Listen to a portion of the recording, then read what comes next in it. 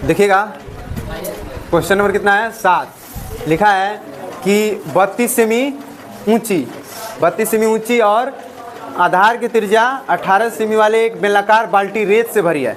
एक बाल्टी है वो किससे भरा है? रेत से। रेत मतलब बालू। किससे भरा है? बालू से। और वो बाल्टी है, ठीक है ना, कैसा है? बेलनाकार। कैसा है? उससे भरा है। आगे कह रहा है इस बाल्टी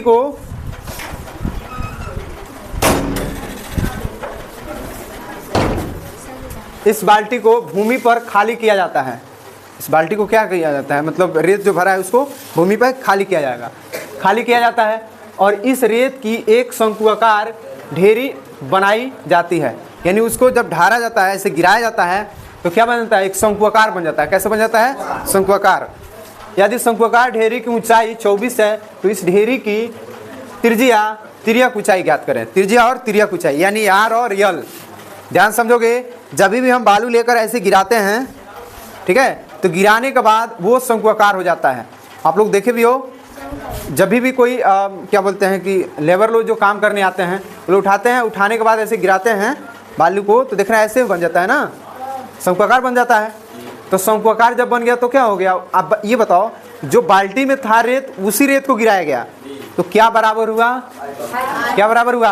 आयतन। समझ में आ रहा है ना? क्या बराबर हुआ? आयतन। तो दोनों को बराबर दिखा देंगे। तो यहाँ सबसे पहले हम लोग फिगर बनाएंगे। तो एक फिगर ये हो गया बेलन। ये क्या है? इस बाल्टी है, ठीक है ना? क्या है? बाल्टी है। अब कहो सर बाल्टी क्यों बनेगा? भैया कुंडी, यहाँ कुंडी, ये बाल्टी हो गया। समझ गए? दिखाना कोई ज़रूरत नहीं है, दिखाने की कोई ज़रूरत नहीं है उतना। इसी को गिराया जाता है। तो गिराया जाता है तो ऐसे नहीं बनेगा जो तुम बनाया है। कैसे बनेगा? इस टाइप के। तो इसी से ऐसे बन जाता है शंकुआकार, ठीक है। देखो शंकुआकार बन गया। तो देखो पहले बेलन का क्या दे दिया है बताओ? तो बेलन की ऊंचाई कितना दिया है? तो लिखेंगे बेलन की ऊंचाई 32 सेमी ऊंचा है। त्रिज्या कितना है? त्रिज्या मतलब आर 18 हो गया। ये किसका है? बेलन का यानी बाल्टी का। आगे है शंकुकार। कौन बनाया है? शंकु। तो शंकु का ऊंचाई बताओ, ऊंचाई बताओ। तो H1 इसको मान लो तो 24। और त्रिज्या इसका निकालना है वाट। यल भी निकालना है। यल माने तिर्यक ऊंचाई, आर माने त्रिज्या। दोनों आपस में इक्वल होगा। क्या होगा? इक्वल माने बराबर होगा, ठीक है ना? क्योंकि उसी के बराबर, देखो बाल्टी में से निकाल के, बाल्टी में ही रेत भरा है, उसी रेत से आप गिराए हैं। तो जो बालू है जो नीचे गिरा है उसमें, और जो बाल्टी में था उसमें, दोनों का बराबर ही होगा आयतन, ठीक है। और जब आयतन बराबर होता है तो हम दोनों को इक्वल दिखा देंगे। इसमें संख्या नहीं निकालना है। संख्या निकालना होता तब ना भाग करते। तो क्या लिखेंगे? शंकु का आयतन बराबर बेलन का आयतन। हो गया। तो शंकु का आयतन क्या फॉर्मूला होता है? 1/3 पाई आर स्क्वायर। एच है ना, तो H1 मान लो। शंकु वाला में H1 आर बड़ा आर है, आयल है ना। अब देखो इसका पाई आर स्क्वायर एच, पाई से पाई, ठीक है। अब मान बैठाओ 1/3 के आर का मान आर रहेगा, एच का मान 24 सेमी है ना जी। इधर इसका मान 18 गुणे सेमी क्यूब हो गया। 3/8 8 गुणा इधर क्या होगा? तो आर स्क्वायर बराबर हो जाएगा 18 गुणे बटा में 8 है ना, 8 सेमी। कौन सा है? खाली एगो सेमी आया है ना, बोलो 8 सेमी। सेमी क्यू है तो एगो से कटेगा, 3 गो में एगो, तो कौ बच जाएगा? 2 गो बचेगा। काट दो इसको। 8 चौके तो आर स्क्वायर हटेगा तो रूट में हो जाएगा।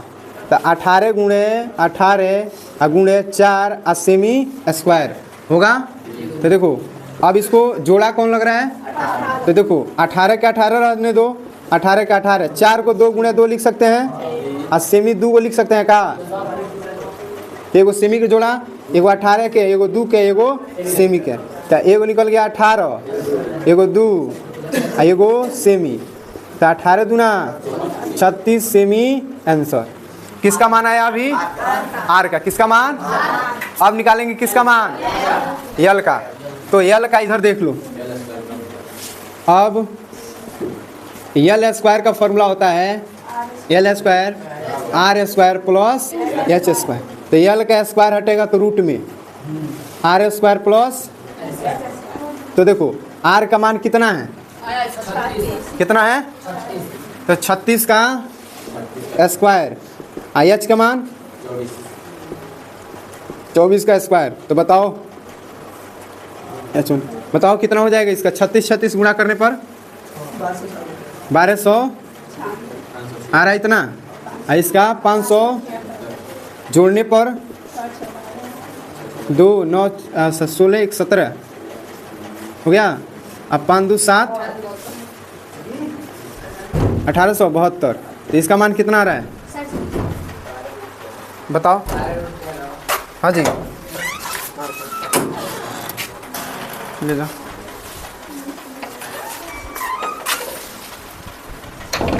कितना आ रहा है? 12 रूट आंसर में ही आया है 12 रूट 13। तो इसको फैक्टर कर लेना, ठीक है। तो कितना आएगा? 12 गुणे कुछ करे हो 12 गुणे 13। तो एगो 12 निकल गया रूट में 13, सेमी में है तो सेमी आंसर आएगा, ठीक है।